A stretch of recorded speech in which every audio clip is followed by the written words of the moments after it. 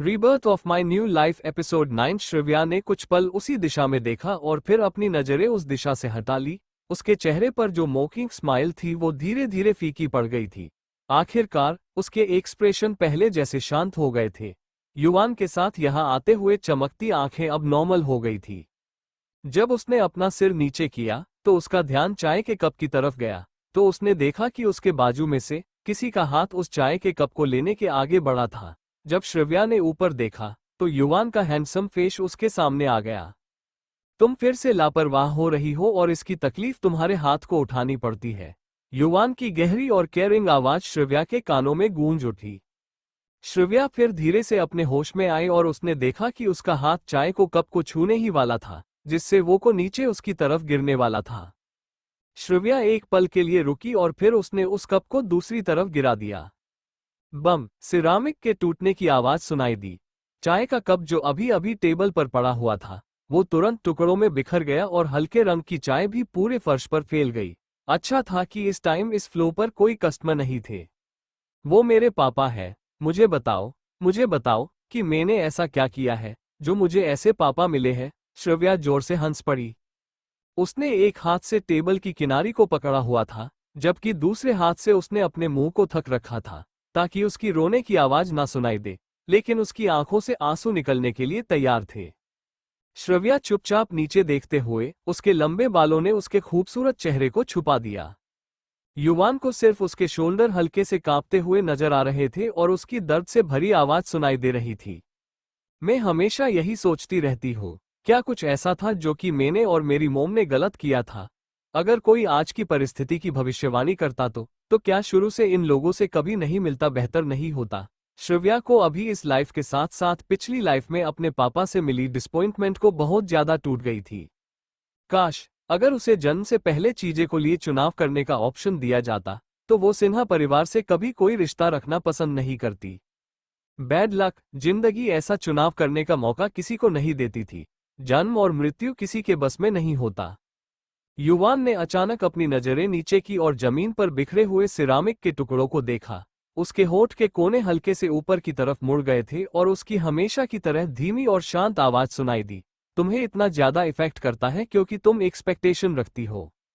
मैं बस अपनी मोम के लिए परेशान हूँ। शुरुआत में मोम और पापा बहुत ही लिविंग कपल थे। मुझे नहीं पता कि वो ऐसे कैसे अलग हो गए। मेरा बचपन बहुत ही ज्यादा खुशहाल था, श्रव्या ने कहा और उसके दिमाग इस वक्त बचपन की यादें घूमने लगी। उस टाइम निहारिका चौधरी या श्रद्धा नहीं थे, सिर्फ वो तीनों ही थे और वो तीनों बहुत खुश रहते थे। हालांकि उसकी मॉम को कभी उम्मीद नहीं थी कि उसके पापा उन्हें धोखा देंगे। श्रव्या और श्रद्धा के बर्थडे के बीच में बस कुछ ही दिनों का डिफरेंस था।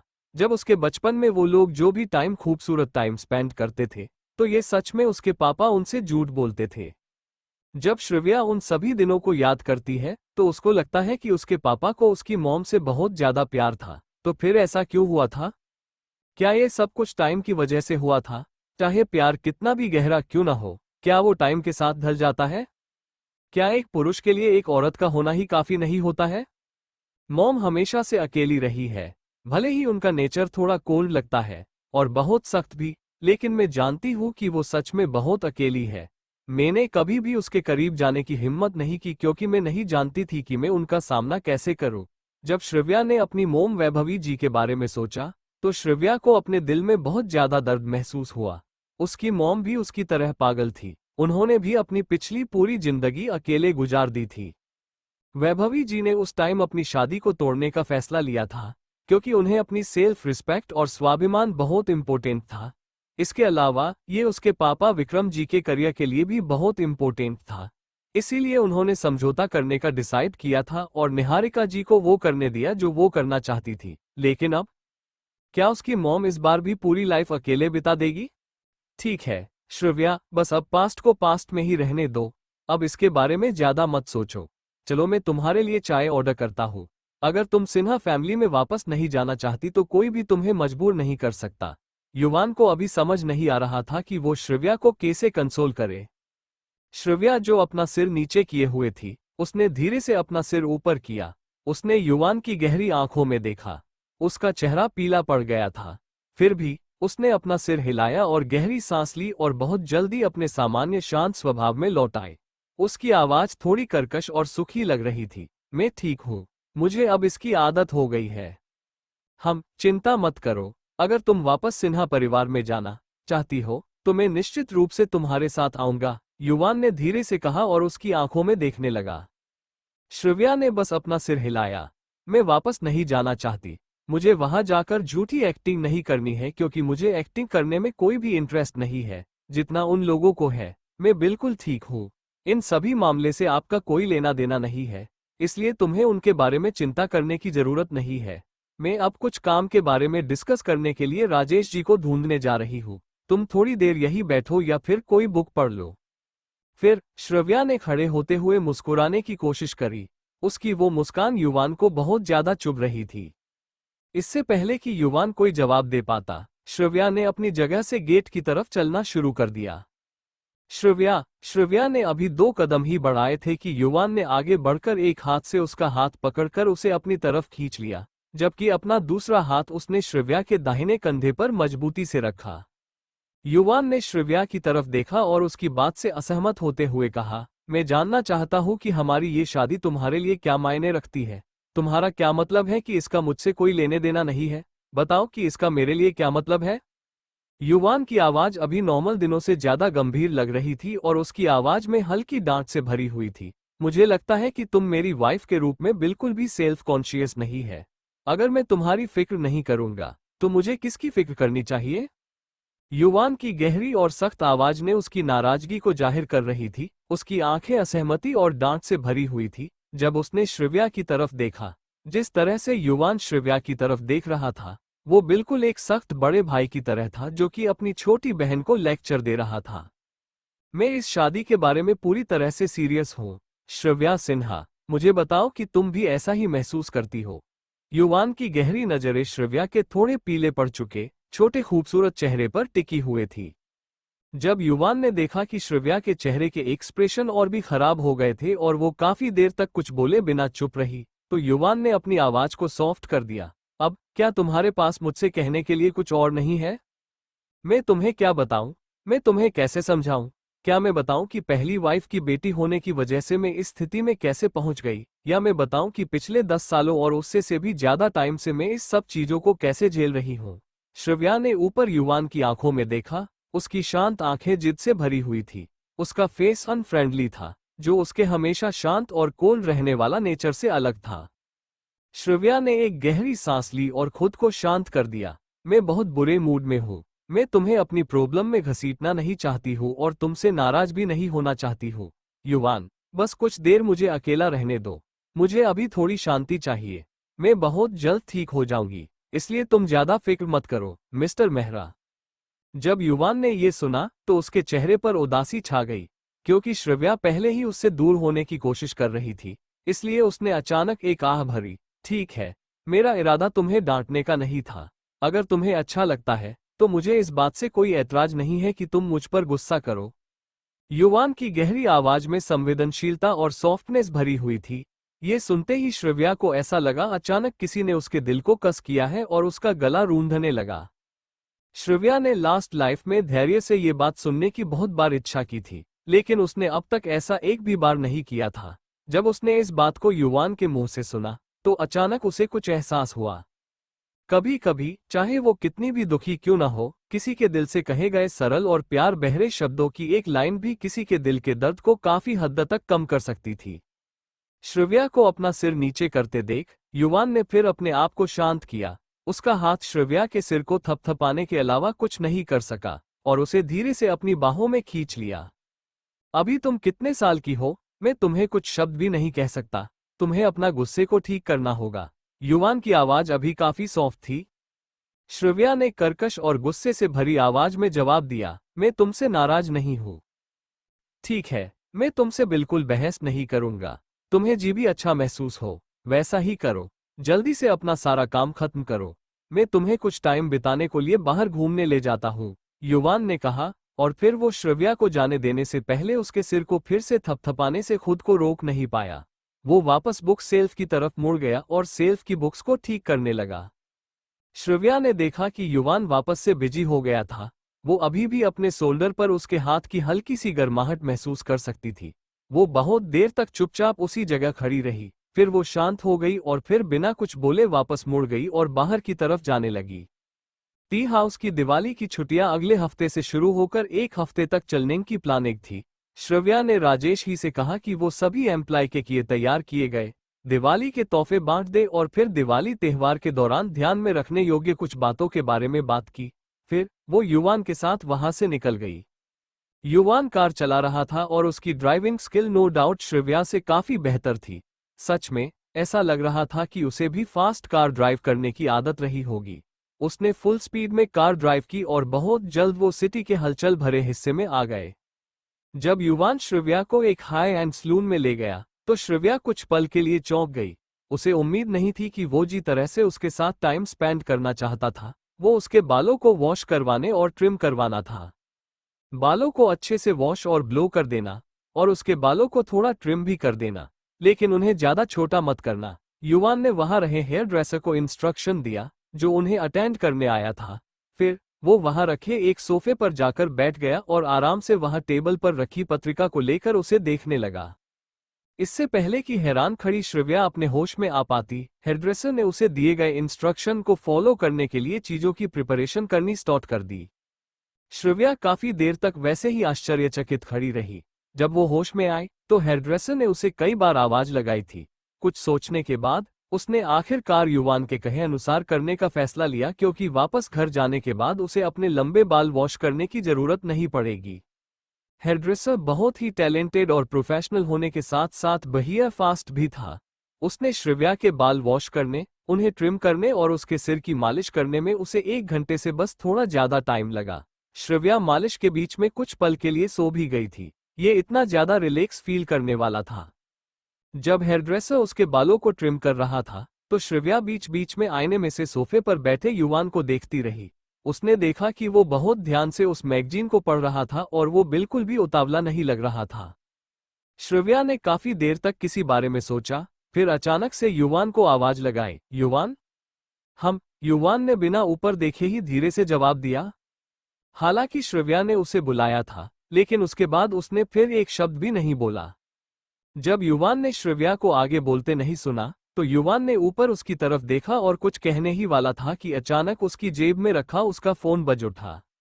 ये युवान का पर्सनल फोन था। युवान के जैसे लोग आमतौर पर काम में बिजी रहते थे, इसलिए उनके पास प्रोफेशनल और पर्सनल नंबर अलग अलग होते थे। वीकेंड के टाइम पर वो अपने साथ सिर्फ अपना पर्सनल फोन ही लाता था। यहां तक कि श्रव्या को भी उसकी इस आदत के बारे में पता था। युवान ने फोन लिया और कॉल रिसीव करने से पहले उसने कॉलर आईडी चेक की। ये मेहरा मेंशन से कॉल थी। युवी, आज वीकेंड है। तुम्हारी दादी और मैंने 2 फिश पकड़ी है। क्या तुम अपनी वाइफ को लेकर आज रात को डिनर के लिए मेहरा मेंशन आओगे? दूसरी तरफ से बोलने वाले इंसान यशवर्धन जी थे। फिर भी युवान के शार्प कानों की वजह से पहले ही उसने हिमानी जी को बाजू में बोली हुए सुन लिया था, जो यशवर्धन जी को कह रही थी कि वो जल्दी उन्हें श्रव्या को रात के डिनर के लिए घर आने के लिए इनवाइट करे। युवा अपने सिर को अपने हाथों से दबाए बिना नहीं रह सका और उसने धीरे से जवाब दिया, हम आज डिनर के लिए नहीं आ सकते, हम किसी और दिन आएंगे। क्यों नहीं आ रहे हो? तुम आज कोई काम नहीं कर रहे हो और हमने सुबह से दोपहर तक गुलमोहर निवास के लैंडलाइन पर कॉल किया, लेकिन किसी ने जवाब नहीं दिया। तुम लोग कहाँ गए थे? मैं तुमसे बात नहीं करना चाहती हूँ। फोन हमारी पोता बहू को दे दो, मैं उससे बात करना चाहती हूँ। अगर तुम नहीं आना चाहते तो कोई बात नहीं, मैं अपनी पोता बहू को बुला लूंगी। ओह, और हाँ, मुझे मेरी पोता बहू का नंबर व्हाट्सएप कर देना। हिमानी जी ने यशवर्धन जी से फोन छीन लिया और सीधा युवान से बात की।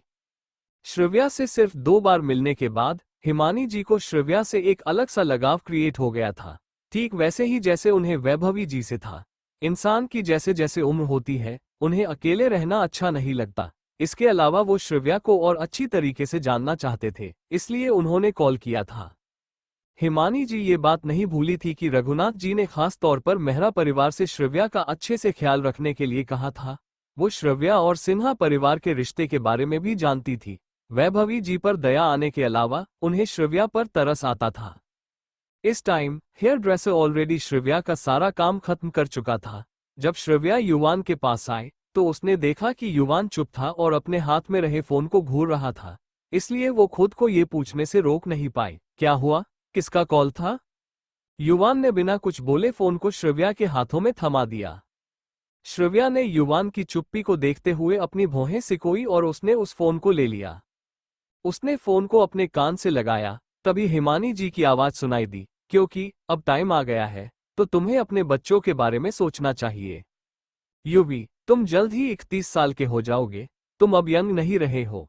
तुम्हारी वाइफ की उम्र 27 साल है ना? तो तुम अभी से तैयारी करोगे, और कुछ महीनों बाद जब तुम्हारी शादी होगी, तो ऐसा नहीं होना चाहिए कि वो प्रेग्नेंट हो। टेंशन मत लो। मैं बस तुम यंग लोगों के विचारों के बारे में फिक्रमंद थी। तुम्हें अपनी वाइफ के बारे में सोचना होगा। अगले 2 से 3 सालों में जब उसका सेकंड बेबी होगा, तो उसकी एज 30 से ज्यादा हो जाएगी। ये सब सुनकर श्रव्या का छोटा सा खूबसूरत चेहरा तुरंत लाल हो गया और वो अब एक भी वर्ड बोलने की हिम्मत नहीं कर पाए। उसने जल्दी से फोन वापस युवान के हाथों में थमा दिया, जैसे कि उसने कोई गर्मा गर्म चीज उठा ली हो। युवान ने फिर फोन को लेकर अपनी बात धीरे से कही, अगर आप अपनी दादी बनने की इच्छा को पूरा करना चाहे हो, तो कम बोला करिए। और अभी के लिए इतना ही, जब दिवाली की छुट्टियां होगी तो हम मेहरा मेंशन आएंगे।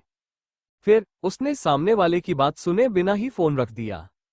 अब तक श्रव्या पहले की तुलना में काफी शांत हो गई थी, लेकिन उसका खूबसूरत चेहरा अभी भी हिमानी जी के कहे हुए शब्दों की वजह से लाल हो रखा था। उसने युवान की तरफ देखा, जो बेफिक्र होकर अपनी जगह से उठ रहा था। दादी ऐसी ही है, तुम्हें जल्द ही इसकी आदत हो जाएगी। अगर तुम्हें कुछ सुनना पसंद नहीं है, तो बस उन्हें ब्लॉक कर देना, युवान ने आखिर में उसे समझाते हुए कहा। श्रव्या ने बस मुस्कुराकर अपना सिर हिलाया। नहीं, सच में ये काफी अच्छा है कि अपनी दादी ऐसी है। वो बहुत ही सीधी और सिंपल है। सच में, वो हमारा काफी ज्यादा ख्याल रखती है। तो हमें अगली बार उनके साथ अच्छे से बिहेव करना चाहिए। जब श्रव्या हिमानी जी और बाकी लोगों के बारे में बात करती थी, तो उसे हमेशा अपने नाना जी रघुनाथ जी की याद आती थी। क्या ऐसा है कि तुम अपने हस्बैंड को थैंकफुल होना सिखा रही हो? युवान ने देखा कि श्रव्या अपनी बात को लेकर काफी सीरियस दिख रही थी, इसलिए वो मुस्कुराए बिना नहीं रह सका। श्रव्या ने अपना सिर हिला और सीरियस होने का एक्टिंग किया, और अपनी बात कहने के साथ साथ वॉक करने का नाटक किया। बेशक, एक इंसान को अपनी फर्स्ट प्रायोरिटी जिम्मेदारी निभाना और थैंकफुल होना है। मिस्टर मेहरा, आपको ये बात याद रखनी चाहिए। तुम्हें अचानक इतना नॉलेज मिल गया, क्या ये इसलिए हुआ है कि अब तुम्हारे बालों को ट्रिम करके छोटा कर दिया गया है? युवान मेहरा, मैं तुम्हें मेरे बारे में इस तरह से घुमा फिराकर मुझे इडियट कहने की परमिशन नहीं दूंगी। मैंने तुम्हारे बारे में क्या कहा? आपने कहा कि मैं।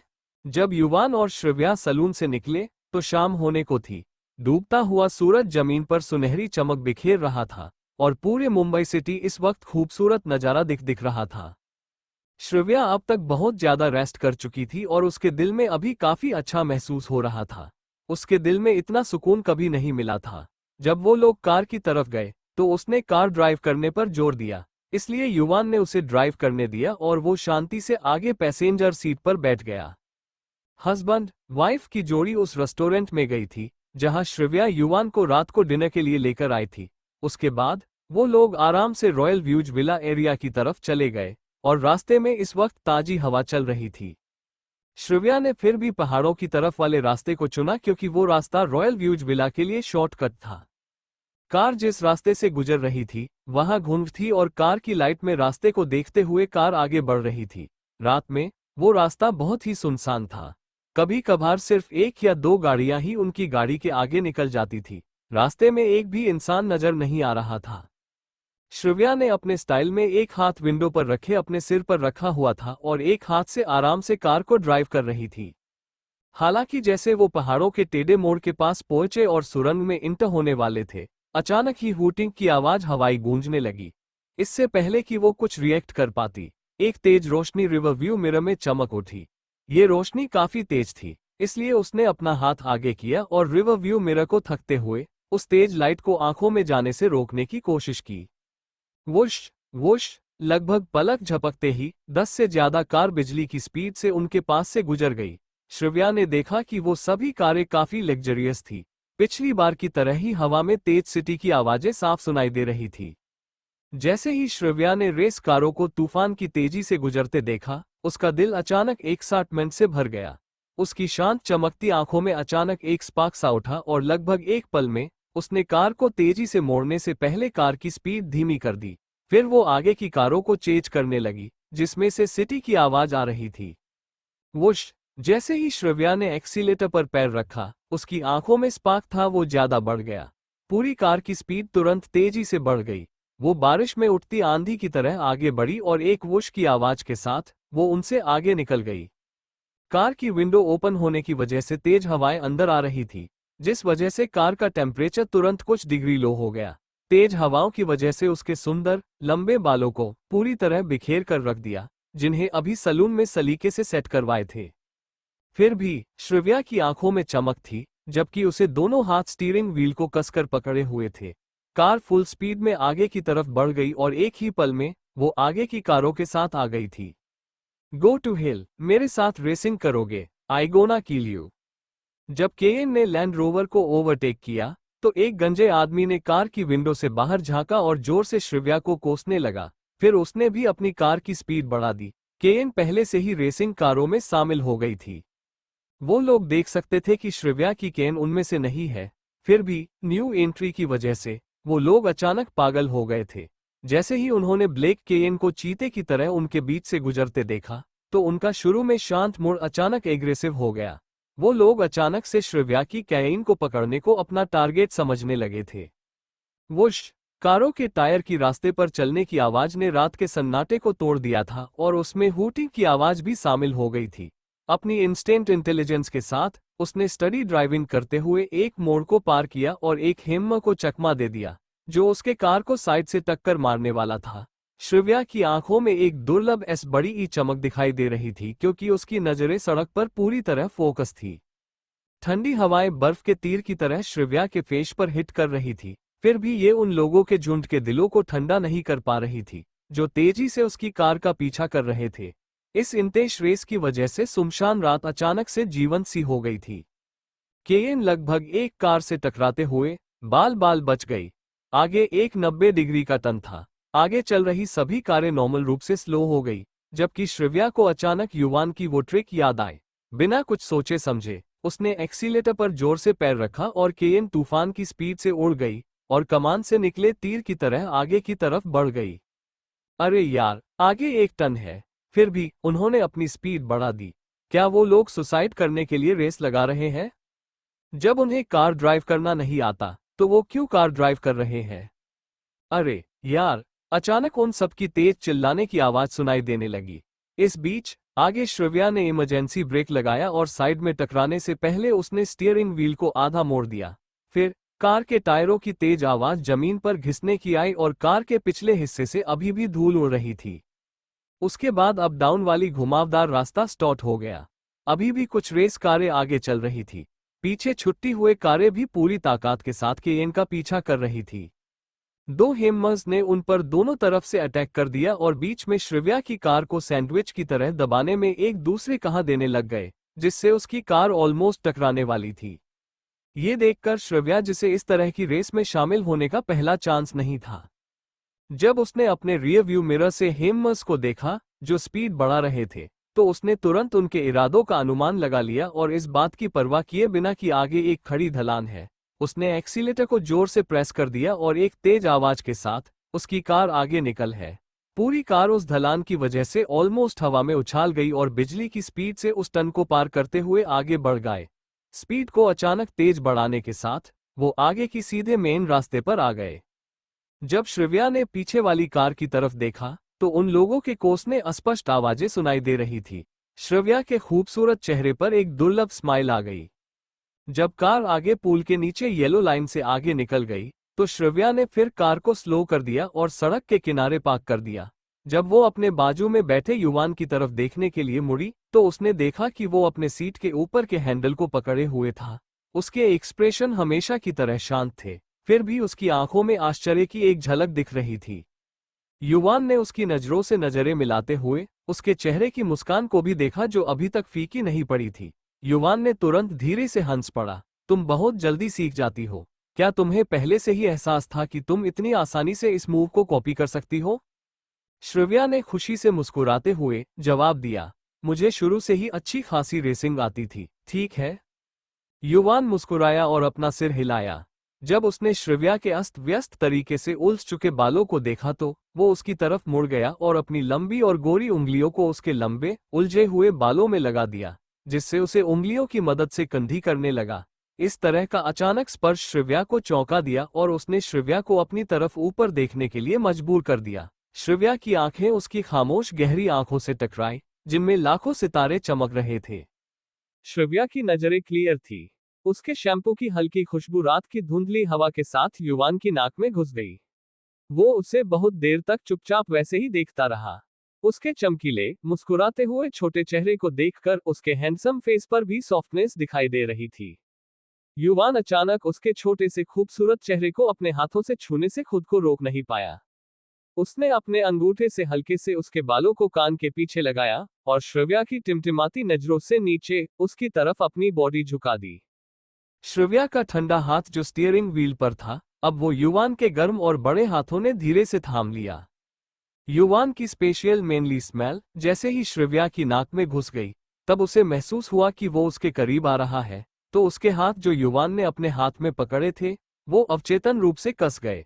एक पल में उसकी तारों की तरह चमकती आंखें पहले से धुंधली हो गई थी। युवान श्रिव्या की तरफ झुक गया और उसके माथे पर धीरे से एक सॉफ्ट किस कर दिया। उसने इतनी सॉफ्टली ये किस किया था कि ऐसा लग रहा था जैसे वो किसी नाजुक सी डोल को किस कर रहा हो। जब युवान ने देखा कि श्रिव्या ने अपनी आंखों को बंद किया हुआ है और उसने उसके शर्ट को कस के पकड़ा हुआ है और उसकी उंगलियां थोड़ी पीली पड़ गई है, तो वो खुद को रोक नहीं पाया और धीरे से हंस पड़ा। युवान थोड़ा पीछे हटा और फिर हल्के से श्रिव्या के सिर को थपथपाया और फिर धीरे से हंसते हुए कहा, मैं कोई इंसानों को खाने वाला राक्षस नहीं हूं, जो तुम इतनी घबराई हुई हो। श्रिव्या जो उस एहसास में खोई हुई थी, उसने तुरंत अपनी आंखें खोली। इसके माथे पर अभी भी युवान के होठों की गर्मी का अंश मौजूद था और उसने अवचेतन रूप से कहा, मैं घबराई हुई नहीं हूं। जब युवान ने श्रिव्या को खुद को डिफेंस करने के लिए इतना बेचैन देखा, तो उसके फेस की स्माइल और ज्यादा बड़ी हो गई। अपना हाथ उसके बालों से नीचे सरकाते हुए उसने उसके कंधों पर रखते हुए उसे थोड़ा करीब कर लिया। अगर तुम घबराई हुए नहीं हो, तो तुम मुझे समझाओगी कि तुम्हारे हाथ अभी क्या कर रहे हैं? युवान ने अपनी बात कहते हुए अपनी नजरें श्रिव्या के हाथों पर टिका दी। श्रिव्या ने उसकी नजरों का पीछा किया और देखा। तभी उसे एहसास हुआ कि वो उसकी शर्ट के कितना कसकर पकड़ हुए थी। श्रिव्या का चेहरा तुरंत पूरा लाल हो गया और उसने जल्दी से युवान की शर्ट को छोड़ दिया। युवान का हल्का भूरे रंग का शर्ट श्रिव्या के इतने कसकर पकड़ने से झुर्रीदार हो गया था। श्रिव्या ने चुपचाप नीचे देखा और अपने जैकेट को ठीक करने लगी। युवान ने जब ये देखा, तो वो खुद को वापस हंसने से नहीं रोक पाया। इस बीच पीछे से तेज स्पीड में आने वाली कार पहले से ही उनके पास आकर रुक गई थी और रेसिंग के दीवाने सभी उनकी तरफ आने लगे थे। चलो चलते हैं, नहीं तो हम लोग प्रॉब्लम में फंस सकते हैं। युवान ने उन लोगों पर एक नजर डाली जो उनकी तरफ आ रहे थे। वो लास्ट टाइम की तरह किसी रेस क्लब के मेंबर नहीं लग रहे थे। इसके बजाय वो लोग राउडी की तरह ज्यादा लग रहे थे। फिर युवान ने श्रिव्या के कुछ रिएक्ट करने से पहले उसे अपनी साइड खींच लिया और खुद जाकर ड्राइविंग सीट पर बैठ गया। ये सब कुछ सिर्फ पलक झपकते ही हो गया। ची! कारों के ब्रेक लगाने की कई आवाजें सुनाई दे रही थी। पीछे से कुछ कारें उन्हें घेरने के लिए आगे आ रही थी और ऐसा लग रहा था वो उनको रोकना चाह रहे थे। युवान हमेशा की तरह शांत और कंपोज था और उसने जल्दी से कार स्टार्ट कर दी। अपनी सीट बेल्ट पकड़कर बैठो। इन वर्ड्स के साथ युवान ने कार को रिवर्स में लेते हुए जबरदस्ती स्टंट किया और फिर उसने बहुत स्पीड में और सही तरीके से स्टीयरिंग व्हील को ऑफ सेट किया। उसने अपनी कार को इन दो कारों के बीच से तीर की तरह निकल दी, जो उन्हें बीच में फंसाना चाहती थी। इससे पहले कि वो लोग उन्हें घेर पाते, वो पहले ही घेरे से बाहर निकल गए और वहां से केले गए। यहाँ कम आना ही सबसे अच्छा है। अगर तुम प्रॉब्लम में पड़ गई तो तुम कैसे संभालोगी? युवान ने कार की स्पीड को और बढ़ा दिया और कार की विंडो को बंद कर दिया और सख्त लहजे में कहा। श्रिव्या युवान की डांट सुनकर अपने होठों को थोड़ा सा दबाया और फिर पीछे से आ रही कारों की तरफ देखा। सच में वो लोग उनकी कार की तरफ कुछ चीजें फेंक रहे थे। मुझे लगा कि ये लास्ट टाइम की तरह ही होगा। श्रिव्या ने धीरे से अपनी बात समझाने की कोशिश की।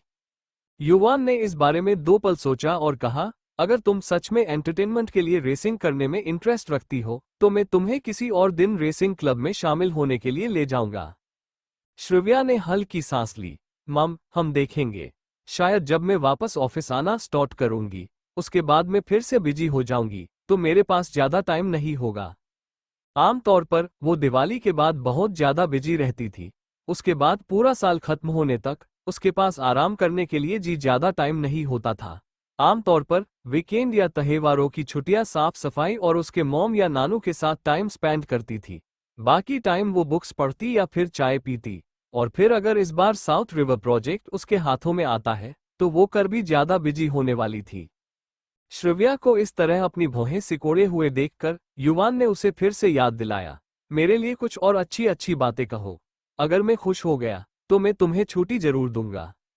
जब श्रिव्या ने युवान की बात सुनी तो श्रिव्या की भौहें तुरंत ऊपर उठ गई। वो चुपचाप उसकी तरफ मुड़ी और फिर कुछ सोचकर उसे घूरने लगी। क्या तुम मुझे इशारा कर रहे हो कि मैं तुम्हारी बटरिंग करूं? तुम्हें क्या लगता है? युवान ने अपनी शांत और गहरी नजरों से श्रिव्या को देखा। श्रिव्या की खूबसूरत आंखें चमक उठी और वो चौंक कर बोली, मेरे ख्याल से तुम इस तरह के इंसान नहीं हो चेयरमैन मेहरा। तुम आमतौर पर लोगों को जो एहसास देते हो वो ऊपर छल्ला नहीं होता, बल्कि बहुत ही गहरा होता है। माय वाइफी, तो फिर तुम गलत हो। हर आदमी के लिए ये एक पुष्टिकरण होता है कि वो अपनी वाइफ की तारीफ को हासिल कर सके। इस तरह का पुष्टिकरण निश्चित रूप से उसके लिए सबसे बड़ा प्रोत्साहन और अचीवमेंट की फीलिंग देता है। युवान ने मिस्टीरियस तरीके से श्रिव्या को देखा, उसके होठों के कोने ऊपर उठे और वो एक दिलकश मुस्कान में बदल गया। श्रिव्या उसके शब्दों से हैरान रह गई थी और उसकी उस दिलकश मुस्कान को देखकर एक पल के लिए खो सी गई। लेकिन अचानक कुछ याद आते ही अपनी भौहें सिकोड़कर वो ये समझने की कोशिश करने लगी कि उसकी बात का मतलब क्या था। काफी देर बाद उसे लगा कि उसे कुछ समझ आ गया है। जब वो लोग गुपमहोर निवास पर पहुंचे तो रात हो चुकी थी। युवान हमेशा की तरह देर रात तक काम करने में बिजी नहीं थे। वो लोग फ्रेश होकर सो गए। अगले दिन हमेशा की तरह युवान सुबह जल्दी उठ गया। उसने ब्रेकफास्ट रेडी किया। फिर विराज और सुमित के जल्दी आ जाने से उसने थोड़ा बहुत नाश्ता किया और उनके साथ निकल गया। बॉस, आज का आपका शेड्यूल ये है। सुबह में 9 बजे कंपनी के हायर अथॉरिटी के साथ मीटिंग है। दोपहर में वालिया कॉरपोरेशन के सीईओ मिस्टर वालिया ने आपके साथ दोपहर के लंच के लिए अपॉइंटमेंट ली हुए है। दोपहर 2 बजे आपको कार सिटी में इंस्पेक्शन करना है और शाम 4 बजे पुणे सिटी के प्रोजेक्ट का प्रपोजल आपको भेजा जाएगा। जब वो लोग कंपनी पहुंचने वाले थे, सुमित ने युवान को उसके दिन के शेड्यूल के बारे में बताना शुरू कर दिया। युवान ने अपने डॉक्यूमेंट से नजरें उठाई और कुछ पल अपनी गहरी आंखें बंद की। फिर उसे खोलते हुए शांति से कहा, मम, सभी वाइस प्रेसिडेंट को मीटिंग के बाद मेरे केबिन में आने के लिए इन्फॉर्म कर देना। Yes sir. युवान ने अपनी बात कहने के तुरंत बाद ही अपने हाथों में रखे डॉक्यूमेंट को वापस पढ़ना शुरू कर दिया था। ये वही इन्फॉर्मेशन थी जिसे श्रिव्या ने कल सुबह क्रिएटिव मीडिया और नंदा विज ग्रुप के बारे में रेडी करके उसे दिया था। युवान को इस बात से एग्री होना पड़ा कि जब श्रिव्या काम करती थी तो वो उस काम के लिए काफी सीरियस रहती थी। जब भी उसे किसी चीज पर कोई ख्याल आता तो वो उसे तुरंत नोट कर लेती थी। हालांकि सारे डॉक्यूमेंट बहुत अलग अलग लग रहे थे, लेकिन अगर कोई सावधानी से कुछ काल्पनिक चीजें हटा दे, साथ ही इसे थोड़ा एक्सपेंड करे, तो ये एक बहुत ही सॉलिड प्रपोजल बन सकता है। जैसे जैसे युवान वो डॉक्यूमेंट्स पढ़ते जा रहा था, उसकी आंखों में एडमायरेशन की चमक आ गई थी। युवान को एहसास हुआ कि श्रिव्या में अभी भी उसके एडमायर करने लायक बहुत सारे पहलू हैं। युवान ने डॉक्यूमेंट का फोल्डर बंद कर दिया। उस पल उनकी car almost sunshine world corporation में पहुंच चुकी थी। बॉस, हम पहुंच गए हैं। आगे पैसेंजर सीट पर बैठे सुमित ने युवान के लिए दरवाजा खोलने के लिए जल्दी से कार से नीचे उतरते हुए उसे कहा। युवान जल्दी से कार से बाहर निकल गया और कंपनी के अंदर जाने के लिए तेजी से कदम बढ़ाए। लेकिन जैसे ही उसने कुछ कदम बढ़ाए, अचानक एक सॉफ्ट और मधुर आवाज सुनाई दी। Hello chairman Mehra. अचानक आए इस आवाज ने युवान को अपने कदम रोकने पर मजबूर कर दिया। उसने अपनी शांति और गहरी नजर को उस दिशा में मोड़ा जहां से आवाज आई थी, और उसकी नजर एक परिचित चेहरे पर पड़ी। युवान ने एक पल के लिए उस लड़की को देखा और याद करने की कोशिश करने लगा कि वो कौन थी। उसे इस लड़की को लेकर कुछ अस्पष्ट था। वो उसे शायद जानता था, लेकिन याद नहीं आ रहा था कि वो कौन थी, जब तक सुमित की आवाज नहीं सुनाई दी, मिस श्रद्धा सिन्हा। सुमित, जो युवान के पीछे आ रहा था, उसने तुरंत ही इस लड़की को पहचान लिया जो उसके सामने खड़ी थी। सुमित की बात सुनकर युवान ने अपनी भौहें सिकोड़ ली। उसकी आंखें कोल्ड हो गई जब उसने श्रद्धा की तरफ देखा, जो उसकी तरफ आ रही थी। येलो कलर का फ्रॉक टाइप वन पीस पहने, अपने लहराते हल्के ब्राउन बालों और गले ने स्कार्फ बांधा हुआ था। उसके खूबसूरत चेहरे पर एक प्यारी सी मुस्कान फैली हुई थी। हेलो चेयरमैन मेहरा, मैं श्रद्धा सिन्हा हूँ। मैं कब से आपसे मिलने के लिए एक ओकेशन की वेट में थी और इत्तेफाक से आज हमारी मुलाकात हो गई। श्रद्धा के चेहरे पर पूरे टाइम मुस्कान बनी हुई थी और उसके साथ आई उसकी मैनेजर भी मुस्कुरा रही थी, जबकि युवान अभी भी उन लोगों से अलग थलग लग रहा था, जैसे उनसे कोई लेना देना ही ना हो। इसीलिए उसकी मैनेजर ने समझाते हुए कहा, चेयरमैन मेहरा, मिस सिन्हा की आज की विजिट का reason rainbow sky jewellery city के एम्बेसडर बनने के बारे में ज्यादा जानकारी लेना है। आपकी कंपनी के इंचार्ज मैनेजर ने कल हमें कॉल किया था और श्रद्धा को इस पर डिस्कस करने के लिए आने के लिए कहा था। मैंने आपके बारे में बहुत कुछ सुना है चेयरमैन मेहरा। सनसाइन वर्ल्ड के साथ काम करना सच में मेरे लिए काफी खुशी की बात है। मुझे ये मौका पाकर बहुत ज्यादा खुशी हो रही है। फिर श्रद्धा ने शेक हैंड के लिए अपना खूबसूरत हाथ आगे बढ़ाया। उसके चेहरे पर वो मुस्कान के साथ वो बहुत प्यारी लग रही थी। कुल मिलाकर उसके पास एक पॉजिटिव आभा थी, खासकर उसकी वो तारों सी चमकती हुई आंखें। वो एक नाजुक लड़की की आदर्श छवि थी। युवान ने एक पल के लिए श्रद्धा के हाथ पर नजर डाली और फिर अपनी नजरें दूसरी तरफ कर ली। उसने कोल्डली अपना सिर हिलाया और इससे पहले कि वो लोग रिएक्शन दे पाते, वो आगे बढ़ा और उसकी साइड से आगे बढ़ने लगा। अब युवान को आखिरकार समझ आ गया था कि उसकी वाइफी क्यों इस लड़की से हार जाती थी। अगर श्रद्धा का बिहेवियर सिर्फ एक दिखावा था, तो वो वाकई एक डेंजरस इंसान होगी। इसके अलावा श्रव्या के व्यक्तित्व को देखते हुए वो इस तरह की इमोशनल स्थितियों में बहुत ही ज्यादा वीक थी। युवान को ऐसा लग रहा था कि उसे श्रव्या को ऐसी परिस्थितियों के लिए रेडी करने के लिए और ज्यादा मेहनत करने की जरूरत है। अगर उसे फिर से किसी ऐसे इंसान से निपटना पड़ा, तो वो पक्का उनसे हार जाएगी। वो हमेशा दूसरों को अपनी वाइफ का फायदा उठाने नहीं दे सकता। जब युवान ने ये सोचा, तो उसके चेहरे पर एक पल के लिए छोटी सी लेकिन सॉफ्ट स्माइल आ गई थी। वो अचानक उस स्माइल के साथ और भी ज्यादा जेंटलमैन लग रहा था। श्रद्धा ने जब युवान को मुस्कुराते देखा तो वो एक पल के लिए खो सी गई। उसकी मैनेजर का भी वही हाल था। जब वो अपने होश में आए, तो युवान पहले ही उनसे आगे निकल गया था और उसकी पीठ दिखाई दे रही थी। श्रद्धा को थोड़ा अजीब लगा जब उसने अपने शेक हैंड के लिए आगे बढ़ाए हुए हाथ को देखा। उसने अपना हाथ वापस खींच और युवान की दिशा में देखकर चिल्लाई, chairman Mehra. Miss Sinha, assistant झील, एम्बेसडर का मुद्दा अब पीआर डिपार्टमेंट के अंडर आता है। आप सीधे वहां जा सकती है। पीआर डिपार्टमेंट 38वें फ्लोर पर है। आपको ये बात पहले से ही पता होनी चाहिए। सुमित ने उन्हें पता बताकर आगे बढ़ गया और युवान के पास चला गया। उसके दोनों हाथ सामान से भरे हुए थे। विराज ने श्रद्धा और उसकी असिस्टेंट को देखते हुए अपनी भौहें सिकोई। अच्छी बात थी कि बॉस नाराज नहीं हुए थे। क्या इन लोगों को बॉस के रूल्स के बारे में नहीं पता था, जो उनके साथ फ्रेंडली बिहेव करने की कोशिश कर रहे थे? लेडी बॉस के मामलों की जांच करते टाइम विराज को निश्चित रूप से श्रद्धा के बारे में भी पता चला था, जिससे ये समझा जा सकता है कि वो क्यों उसे पसंद नहीं करता था। उसने युवान के पास पहुंचने से पहले उन दोनों पर एक कोल्ड नजर डाली। श्रद्धा को अभी भी युवान की कोल्डनेस महसूस हो रही थी। लिफ्ट में गायब होते युवान को देखकर उसकी आंखें फाइनली नॉर्मल हुए और वो एक पल के बाद ही अपने होश में आए। श्रद्धा, मिस्टर मेहरा हमेशा ऐसे ही बिहेव करते हैं।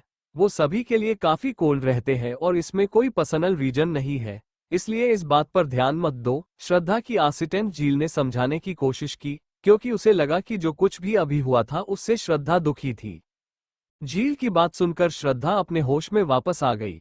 वो अभी भी थोड़ी डिस्टर्ब दिख रही थी क्योंकि उसकी आंखें अभी भी युवान को देखने से आश्चर्य में थी। तो ग्रेट मिस्टर मेहरा, झील ने हंसते हुए कहा, अनरियल है ना? मिस्टर मेहरा बहुत ही लो प्रोफाइल इंसान है। मैंने सुना है कि वो कुछ टाइम पहले ही फॉरेन से वापस आए हैं। उस टाइम वो यूएसए, लंदन और फ्रांस के बीच में ट्रैवल करते रहते थे। उन्हें वापस इंडिया बुलाना और बिजनेस को संभालना पुराने चेयरमैन का डिसीजन था।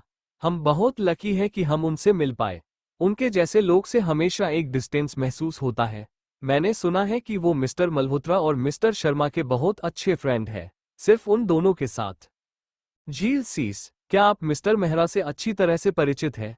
श्रद्धा ने कुछ सोचने के बाद बीच में पूछा। आसिस्टे झील ने अपना सिर हिलाया। नहीं, मैंने उनके बारे में इंडस्ट्री के लोगों से ही सुना है। मिस्टर मेहरा शायद ही कभी मास मीडिया के सामने आते हैं, इसीलिए उनके बारे में जानने का और कोई तरीका नहीं है। सनशाइन वर्ल्ड और मेहरा परिवार में 4 साल पहले के अपवाद को छोड़कर शायद ही कोई बड़ी घटना हुए हो। मेहरा परिवार। असिस्टेंट झील की आवाज अचानक इतनी स्लो हो गई कि श्रद्धा सुन ही नहीं पाई कि वो क्या कह रही थी। चलो श्रद्धा, हम उन्हें बहुत लंबे टाइम तक इंतजार नहीं करवाना चाहिए। असिस्टेंट झील ने श्रद्धा को याद दिलाया कि उसने इस ब्रांड एम्बेसडर की पोजीशन पाने के लिए बहुत मेहनत की है और वो अब कुछ भी गलत नहीं होने दे सकती है। श्रद्धा ने सिर हिलाया और फिर आगे बढ़ गई। मीटिंग के बाद सभी वाइस प्रेसिडेंट युवान के ऑफिस में आ गए। मैंने सनशाइन वर्ल्ड के एंटरटेनमेंट इंडस्ट्री में कदम रखने के प्रपोजल पर विचार किया है और मैंने इस प्रपोजल को एक्सेप्ट करने और इसे ट्राई करने का फैसला किया है। प्रेसिडेंट के ऑफिस के अंदर युवान अपनी कुर्सी पर आराम से बैठा था, अपनी बाहें क्रॉस करके और अपनी कोहनी को टेबल पर टिकाकर रखा था। युवान ने वाइस प्रेसिडेंटों की तरफ देखा। सनशाइन की मेन ब्रांच में अपॉइंटेड 3 वाइस प्रेसिडेंट के अलावा जो वाइस प्रेसिडेंट दूसरी ब्रांच में ट्रांसफर थे, वो लोग भी एनुअल मीटिंग के लिए वापस आए हुए थे। ये बहुत ही अच्छा विचार है चेयरमैन मेहरा। अगर हम पुणे सिटी की कंपनी के साथ मिलकर एक नया मूवी सिटी बना रहे हैं तो ये सनशाइन वर्ल्ड के लिए बहुत अच्छी न्यूज होगी अगर हम उस बिजनेस में टॉप पर पहुंच पाए। वाइस प्रेसिडेंट अभिजीत वर्मा अपनी एक्साइटमेंट को रोक नहीं पाए। उन्होंने बाकी वाइस प्रेसिडेंट्स की तरफ देखा, वो भी इस विचार से काफी उत्साहित लग रहे थे। उन सभी ने उत्साह से सिर हिलाया। ऐसा लगता है कि आप सभी लोग इसका बेसब्री से वेट कर रहे थे। युवान ने अपने सामने रखे डॉक्यूमेंट की तरफ देखा, फिर उसने कुछ पल रुकने के बाद आगे अपनी बात कहना जारी रखा। क्योंकि ये तय हो चुका है, इसलिए हमें इस नए सेगमेंट की जिम्मेदारी संभालने के लिए एक व्यक्ति की जरूरत होगी। एक नए बिजनेस में एंटरटेनमेंट इंडस्ट्री ऐसी जगह है जहां सनशाइन वर्ल्ड पहले कभी शामिल नहीं हुआ है, तो ध्यान रखें कि जिम्मेदारी बहुत ज्यादा होगी। इसलिए कौन इस चुनौती को लेने के लिए रेडी है? Chairman Mehra, vice president Verma ने पहले भी इस इंडस्ट्री के लिए प्रपोजल रखा था और हमारे डिस्कशन के बाद हम सभी को लगता है कि अगर वाइस प्रेसिडेंट वर्मा इसे संभालते हैं तो ये कंपनी के लिए बहुत अच्छा होगा। कुछ वाइस प्रेसिडेंट ने अभिजीत वर्मा की सिफारिश की। युवान एक पल के लिए चुप हो गया। उसे याद आया कि उसकी वाइफ भी वाइस प्रेसिडेंट अभिजीत वर्मा से काफी इम्प्रेस लग रही थी। श्रव्या को अब अच्छे से जानने के बाद वो जानता है कि वो बिना किसी ठोस रीजन के इम्प्रेस नहीं होगी, इसलिए उसने फिर सिर हिलाया। तो मैं ये जिम्मेदारी आपको सौंपता हूँ। क्या आपको इसमें कोई प्रॉब्लम है, वाइस प्रेसिडेंट वर्मा? मुझ पर ट्रस्ट जताने के लिए आप सबको थैंक यू। मैं इस बिजनेस में अपना बेस्ट परफॉर्मेंस दूंगा। अभिजीत जी ने सनशाइन वर्ल्ड के मुख्य गोल, आत्मविश्वास और लॉयल्टी के प्रति हमेशा डटे रहते हुए इस पोजीशन को हासिल किया था। अगर वो कोई रिस्पॉन्सिबिलिटी लेते हैं तो वो काम में बिल्कुल भी कमी नहीं रखते थे और हमेशा अपना बेस्ट देने की ट्राई करते थे। अभिजीत वर्मा के अंदर काम करने वाले श्रव्या जैसे लोग भी उन्हीं की तरह कंपनी के गोल को फॉलो करते थे। युवान ने सिर हिलाया। वाइस प्रेसिडेंट वर्मा, आप प्लीज रुके, बाकी सभी अभी जा सकते हैं। Okay chairman Mehra. बाकी सभी वाइस प्रेसिडेंट तेजी से ऑफिस से बाहर निकल गए। युवान ने धीरे से अपना सिर उठाया जब उसने दरवाजा बंद होने की आवाज सुनी। डायरेक्टर सिन्हा ने मुझे बताया था कि आप एंटरटेनमेंट इंडस्ट्री में इंटरेस्ट रखते हैं। मुझे लगता है कि आपने इस फील्ड के सभी पहलू को अच्छी तरह चेक किया होगा, इसलिए मुझे पूरा भरोसा है कि मैं इस बिजनेस को आपके हाथों में छोड़ सकता हूँ। मुझ पर ट्रस्ट करने के लिए thank you chairman Mehra. Abhijit ji ने नम्रता से अभिवादन किया। युवान ने धीरे से अपने सामने रखे ब्लैक फोल्डर को उठाया और अभिजीत जी को दे दिया। ये नंदा विज ग्रुप और क्रिएटिव मीडिया से रिलेटेड कुछ डॉक्यूमेंट है। डायरेक्टर ने इन्हें बनाने में काफी मेहनत की है और मैंने इनमें कुछ नॉर्मल एडिट किए हैं। इसे देख लीजिए और मुझे यकीन है कि ये आपकी काफी मदद करेगा।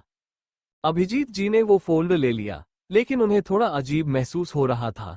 क्या चेयरमैन मेहरा अथॉरिटी की चैन को भूल गए हैं? आमतौर पर वो डायरेक्टर सिन्हा और चेयरमैन मेहरा के बीच मीडिएटर होते, वो डायरेक्टर सिन्हा को ऑर्डर दे सकते थे। अभिजीत जी ने इस बात पर ज्यादा ध्यान नहीं दिया और डॉक्यूमेंट को चेक करना स्टार्ट कर दिया। उन डॉक्यूमेंट पर 2 अलग अलग हैंडराइटिंग थी। साफ सुथरी दिखने वाली लिखावट श्रिव्या की होनी चाहिए और पावरफुल स्ट्रोक वाली हैंडराइटिंग चेयरमैन मेहरा की होनी चाहिए। अगर आपको कुछ चाहिए तो मुझे बताएं। आप यहाँ के सबसे सीनियर लोगों में से एक है। मुझे आपकी काबिलियत पर पूरा भरोसा है और दादाजी अक्सर आपकी तारीफ भी करते हैं। ये युवान की तरफ से एक दुर्लभ एस बड़ी ई तारीफ थी। अभिजीत जी ने अपना ग्रेटिट्यूड व्यक्त करते हुए फोल्डर बंद किया। हाँ, मैं अपनी तरफ से पूरी कोशिश करूंगा। चेयरमैन मेहरा, मुझे उम्मीद है कि डायरेक्टर सिन्हा इसमें मेरी थोड़ी हेल्प कर सकती है क्योंकि उन्हें नंदाविद से निपटने का पहले भी एक्सपीरियंस है। उनके इस प्रोजेक्ट में साथ होने से चीजें थोड़ी आसान हो जाएगी। श्रिव्या उनके अंडर काम करने वाले बेस्ट डायरेक्टर में से एक थी और उनके बीच हमेशा से अच्छे रिलेशन रहे थे। उन्हें यकीन था कि वो दोनों जिस प्रोजेक्ट में साथ काम करते वो बेहतरीन होता था। अभिजीत जी के वर्ड्स ने युवान के चेहरे पर शिकन की लकीर ला दी। उसने इस बारे में सोचा और कहा, क्या वो अब साउथ रिवर प्रोजेक्ट पर काम नहीं कर रही है? आप फिक्र मत कीजिए चेयरमैन मेहरा। मेरा मतलब है कि मुझे बस डायरेक्टर सिन्हा की थोड़ी मदद चाहिए और मैं वादा करता हूं कि इसमें उनका ज्यादा टाइम नहीं लगेगा। मैं ये मेक श्योर करूंगा कि इससे उनके साउथ रिवर प्रोजेक्ट की प्रोग्रेस में की भी इफेक्ट न पड़े। मैं डायरेक्टर सिन्हा की काबिलियत को अच्छी तरह से जानता हूं। वो बहुत ही काम के प्रति डेडिकेटेड इंसान है और उनकी काम करने का टैलेंट भी बहुत अच्छा है।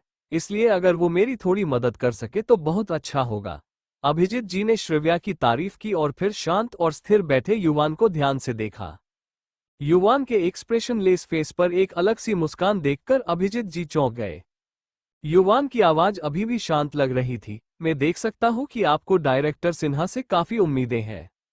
अभिजीत जी एक पल के लिए स्तब्ध रह गए, फिर उन्होंने हंसते हुए जवाब दिया, हाँ वो तो है। डायरेक्टर सिन्हा एक बहुत ही काबिल एम्प्लॉय है, इसलिए।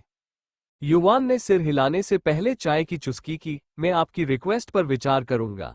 अब आप काम पर वापस जा सकते हैं और जब मुझे आपकी जरूरत होगी तो मैं आपको फिर से बुला लूंगा। ठीक है चेयरमैन मेहरा। अभिजीत जी ने उन्हें ग्रीट किया और फिर वहां से चले गए। जैसे ही अभिजीत जी ऑफिस से बाहर गए, सुमित ने गेट को नॉक किया और दरवाजा लॉक होने से पहले ही अंदर आ गया।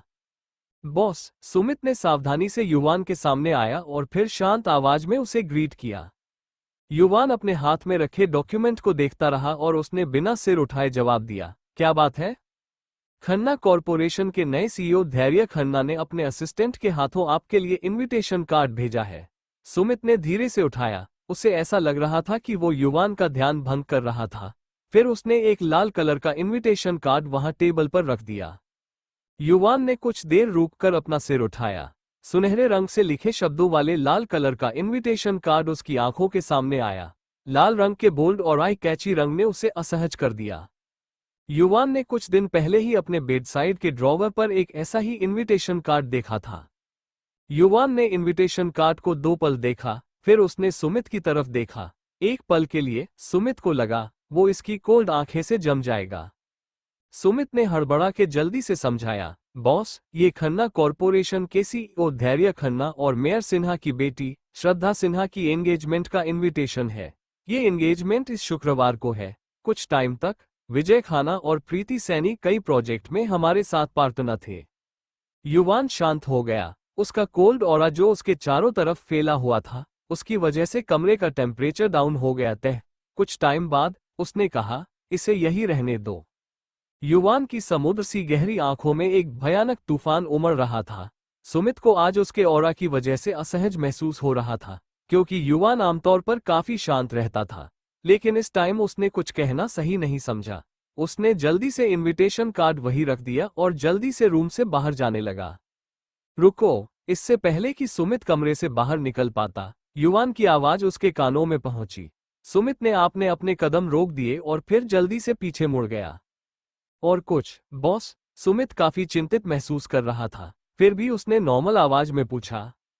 युवान कुछ देर तक चुप रहा, फिर उसने सुमित की तरफ देखा और कहा, क्या पीआर डिपार्टमेंट ने हमारी कंपनी की एनिवर्सरी के जश्न के लिए कुछ गेस्ट को आने के लिए इनवाइट किया है?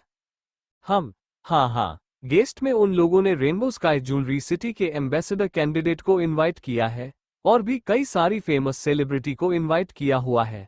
उन्हें उम्मीद है कि ये फ्यूचर में ज्वेलरी सिटी के लिए माहौल बनाने और उसके एडवर्टाइजमेंट के काम में हेल्पफुल रहेगा। सुमित ने जल्दी से जवाब दिया। युवान का सवाल सुनकर सुमित का दिमाग ब्लैक हो गया था। उसे समझ नहीं आया कि उसके बॉस आज कंपनी एनिवर्सरी पर क्यों ध्यान दे रहे हैं। युवान ने सुमित की बातों पर विचार किया और फिर कहा, पीआर डिपार्टमेंट के मैनेजर को मेरे केबिन में आने के लिए कहो। PR manager? सुमित को देखकर ऐसा लग रहा था जैसे आज उसे झटके पर झटके मिल रहे थे। क्या उसका बॉस एनिवर्सरी के बारे में चिंतित था? बॉस आमतौर पर? हालांकि सुमित में अपने बॉस के फैसले पर सवाल उठाने की हिम्मत नहीं थी, इसलिए उसने सिर हिलाया और फिर केबिन से बाहर निकल गया। रेनबो स्काई ज्वेलरी सिटी के लिए एड के बारे में डिस्कशन करने के बाद जब श्रद्धा और उसकी मैनेजर सनशाइन वर्ल्ड कॉरपोरेशन से बाहर निकल तो लगभग दोपहर हो चुकी थी। सूरज आसमान में ऊपर आ चुका था, फिर भी ठंडी हवा बह रही थी। श्रद्धा ने अपनी मैनेजर द्वारा दिया गया इंपोर्टेड दिखने वाला जैकेट लिया और उसे पहन लिया। सनशाइन वर्ल्ड से बाहर आने के बाद जब उसने वापस कंपनी की बिल्डिंग को देखने के लिए मुड़ी तो वो एक पल के लिए दंग रह गई। जैसा कि कंट्री के सबसे बड़े बिजनेस में से एक होने की वजह से सनशाइन से एक्सपेक्टेड था, श्रद्धा भी इतनी बड़ी इमारत के सामने खड़ी होने पर खुद को छोटा महसूस कर रही थी। श्रद्धा की नज़र जब एंट्रेंस पर गई तो उसके दिमाग में वो दृश्य घूम गया जब युवान उसके करीब से गुजरा था। जैसे कि लोग कहते हैं, वो बिल्कुल भी फ्रेंडली नहीं था और बाकी लोगों के लिए बहुत ज्यादा कोल्ड था। श्रद्धा के लिए इस तरह इग्नोर होने का पहला एक्सपीरियंस था। श्रद्धा जानती थी कि धैर्य जैसा सेल्फ कॉन्शियस इंसान भी युवान से काफी प्रभावित था। श्रद्धा, सीईओ खन्ना वहां आपका वेट कर रहे हैं। जतिन की आवाज सुनकर श्रद्धा को होश आया। उसने जतिन की दिशा की तरफ देखा और धैर्य की रोल्स रॉयल्स को सनशाइन वर्ल्ड के बाहर एक प्लाजा में पार्क किया हुआ देखा। श्रद्धा ने एक गहरी सांस ली और फिर एक बार फिर बिल्डिंग की तरफ देखा और कार की तरफ चली गई। मिस श्रद्धा। जब श्रद्धा कार की तरफ बढ़ी तो धैर्य के असिस्टेंट ने जल्दी से उसके लिए कार का गेट खोला। धैर्य। श्रद्धा ने कार में बैठने ही धैर्य को सॉफ्टली आवाज दी। धैर्य ने अभी अभी कॉल कट करी थी और उसने उसे कमर से पकड़कर कसकर पकड़ लिया। उसने फिक्र भरी आवाज में पूछा, तुम्हारा काम हो गया? अम्मा, ये सिर्फ आने वाले प्रोजेक्ट के बारे में डिस्कशन था। तुम यहाँ क्या कर रहे हो? श्रद्धा ने धैर्य को अजीब नजरों से देखा। उसे लगा कि वो सिर्फ उसे लेना आया है, जिस वजह से उसने आंखों में प्यार भरे उसकी तरफ देखा। मैं सिर्फ यहाँ चेयरमैन मेहरा को हमारी एंगेजमेंट में इनवाइट करने के लिए इनविटेशन कार्ड देने आया था। मुझे पता था कि तुम भी यहाँ आए हुए हो, इसलिए मैं तुम्हारा वेट कर रहा था। धैर्य ने फिर एक नज़र बिल्डिंग की तरफ देखा और कहा, इनविटेशन कार्ड? क्या तुमने श्रव्या को पर्सनली दिया था? धैर्य की आखिरी लाइन ने श्रद्धा को चौंका दिया। उसने अपनी मुठिया कसकर बंद कर ली और उसका चेहरा पीला पड़ गया। उसने अपना सिर हिलाया। उसकी आंखें उसकी उदासी छिपाने में नाकामयाब हो रही थी। उसने उदास होकर कहा, मैंने उसे दे दिया था, लेकिन वो। श्रद्धा से आगे कुछ भी नहीं बोला गया और उसकी खूबसूरत आंखों से आंसू बहने लगे। उसके चेहरे पर दर्द था, जबकि उसने खुद को शांत करने के लिए अपने होठों को काट लिया। उसने नीचे की तरफ देखते हुए चुपचाप कहा, तुम इसके नेचर को जानते हो। हाल ही में जो कुछ भी हुआ, उस सबने उसे काफी ज्यादा इफेक्ट किया होगा। इसलिए धैर्य, प्लीज उसे गलत मत समझना। मैंने हमेशा दी को एक बहुत अच्छा इंसान माना है। क्या तुम्हें भी ऐसा नहीं लगता? उसने श्रव्या के बारे में क्या सोचा? धैर्य को अचानक अपने पास्ट की चीजें याद आ गई। धैर्य, मुझे उम्मीद है कि हम उसे माना लेंगे। क्रिएटिव के बारे में, मुझे पता है कि तुम्हारे मोम डैड ये सब कुछ मेरी खातिर कर रहे हैं, लेकिन क्या हम उसे कंपनसेशन का एक टोकन नहीं दे सकते हैं? 5 करोड़, क्या ये बहुत कम होगा? धैर्य की तरफ देखते हुए श्रद्धा ने अपनी भौहें सिकोई। मुझे इस बात की कोई फिक्र नहीं है। भले ही दादी इसके बारे में ऑब्जेक्शन उठाए, मैं खुद उसे कंपनसेशन दूंगी। मैं उन्हें अच्छा महसूस कराने के लिए कुछ भी करूंगी। उसे अचानक अपने अतीत की याद आ गई। ठीक है श्रद्धा, मैं समझता हूं कि तुम कैसा महसूस कर रही हो। मुझे लगता है कि कोई और रास्ता नहीं है क्योंकि बात इस हद तक आ गई है। हमें नहीं पता था कि मेरे मॉम डैड और तुम्हारी दादी भी इस तरह का फैसला कर सकते हैं। ये श्रव्या के प्रति सच में अन्याय है। इसके अलावा धैर्य के दिमाग में वो दृश्य घूमने लगा जब श्रव्या ने चाकू से अपने शोल्डर पर वार किया था। उसे यकीन नहीं हो रहा था कि श्रव्या इतना बड़ा कदम उठा सकती है। धैर्य, क्या तुम्हें लगता है कि दी हमारी एंगेजमेंट की पार्टी में आएगी? मैं अभी उसे मिलना चाहती थी, लेकिन मुझे डर था कि अगर वो मुझे देखेगी तो वो काफी दुखी हो सकती है, इसलिए आखिरकार मैंने ऐसा नहीं किया। श्रद्धा की आंखें दुख से भरी हुई थी और उसकी आवाज काफी वीक और फिक्रमंद सुनाई दे रही थी। दी के साथ जो कुछ भी हुआ, उसके कारण डेड काफी टाइम से मोम से बात नहीं कर रहे हैं। धैर्य, मुझे सच में समझ नहीं आ रहा है, क्या वो अब तक हमने उसके लिए जो कुछ भी किया, उससे सहज नहीं महसूस करती? दी इसी क्यों है? श्रद्धा, इसके बारे में बात करना बंद करते हैं। मैंने ही उसे धोखा दिया था।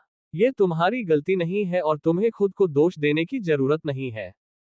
चलिए अब वापस विला में चलिए है। धैर्य ने ड्राइवर से कार स्टार्ट करने के लिए कहा। उसने श्रद्धा की कमर को अभी भी पकड़ा हुआ था और वो खिड़की से बाहर देख रहा था। उसकी नजरें काफी उलझी हुए लग रही थी।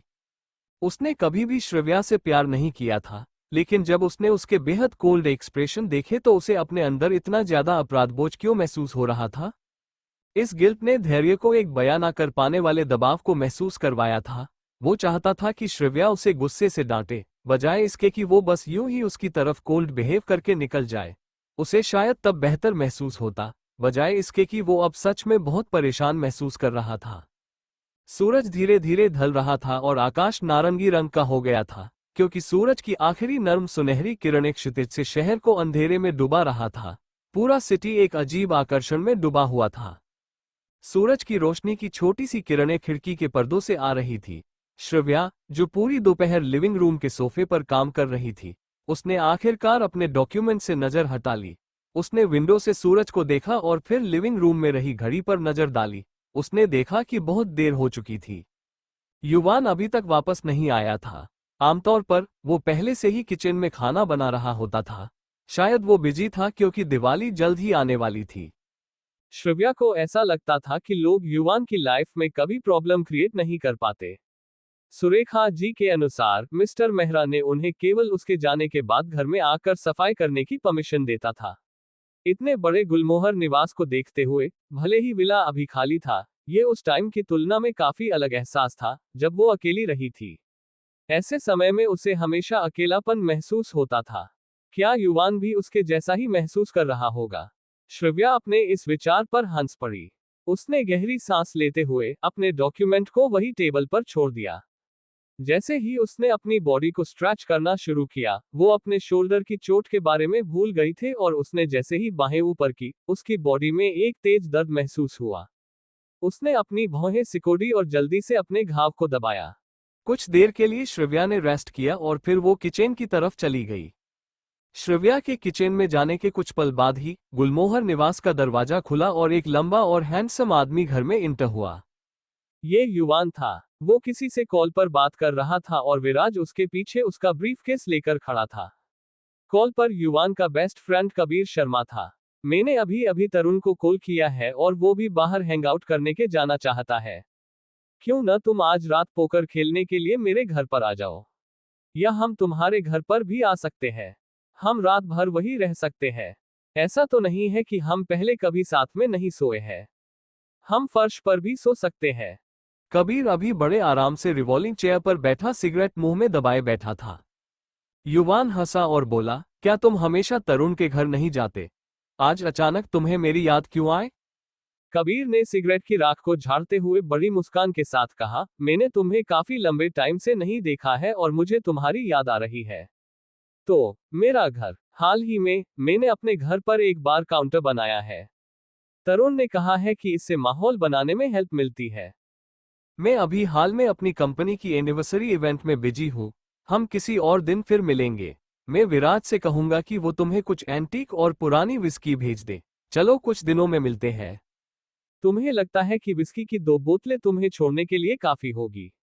मुझे अपने स्टोर तुम में जो रेड वाइन है, वो भी दे दो। वैसे भी मैंने तुम्हें इसे पीते हुए नहीं देखा है। युवान ने अपने छोटे से जवाब के बाद कॉल कट कर दिया। फिर उसने अपने पीछे खड़े विराज से कहा, विराज, लिविंग रूम में सामान रख दो और फिर स्टोर तुमसे कुछ वाइन लेकर आओ और उसे कबीर के घर पर भेज देना और उन्हें इस फ्राइडे को गुलामोहर निवास आने के लिए इनवाइट कर देना। उनसे कहना कि अगर वो लोग कोई महंगा गिफ्ट तैयार करके नहीं आए तो एंट्री नहीं मिलेगी। विराज एक पल के लिए स्तब्ध रह गया, लेकिन जल्द ही वो अपने होश में आ गया और अपना सिर हिलाया। समझ गया बॉस। फिर विराज ने ब्रीफकेस सोफे पर रख दिया और स्टोर रूम की तरफ चला गया। आसमान में अंधेरा छा गया था और लिविंग रूम में सिर्फ किचन से आ रही लाइट की हल्की लाइट थी। युवान ने लिविंग रूम को लाइट जलाई और रूम को अच्छे से स्कैन किया। फिर उसने देखा कि रूम की बड़ी स्लाइडिंग विंडो के पास की टेबल पर डॉक्यूमेंट भरे पड़े थे। वहां एक लैपटॉप भी पड़ा था और टेबल पर कागज बिखरे पड़े थे, कुछ तो फर्श पर भी बिखरे पड़े थे। जब युवान नीचे बिखरे कागज को उठाने गया तो उसने देखा कि वो सभी साउथ रिवर प्रोजेक्ट के डॉक्यूमेंट थे। कुछ डेटा एनालाइज किया हुआ था और कुछ पिक्चर थी जो सभी काफी मुश्किल दिख रही थी। अब युवान की नज़र लैपटॉप स्क्रीन पर एक डेटा चार्ट दिखाई दे रहा था, जो कि ऑलमोस्ट पूरा होने को था। कुछ फोल्डर भी ओपन किए हुए थे। युवान ने एक डॉक्यूमेंट उठाया और उसे पढ़ने लगा। कुछ देर पढ़ने के बाद उसने लैपटॉप को अपनी तरफ किया और अपनी उंगलियां को कीबोर्ड पर तेजी से चलाने लगा। जब श्रिव्या किचन से खाने के कुछ बाउल लेकर बाहर आए तो लिविंग रूम की लाइट जलती देखकर हैरान हो गई। उसने इधर उधर देखा और युवान को उसी जगह बैठा हुआ देखा जहां वो कुछ देर पहले बैठी हुई थी। तुम कब वापस आए? श्रिव्या ने बाउल को टेबल पर रखे और युवान के पास चली गई। मम, कुछ देर पहले, युवान ने लैपटॉप से नजरें हटाए बिना जवाब दिया।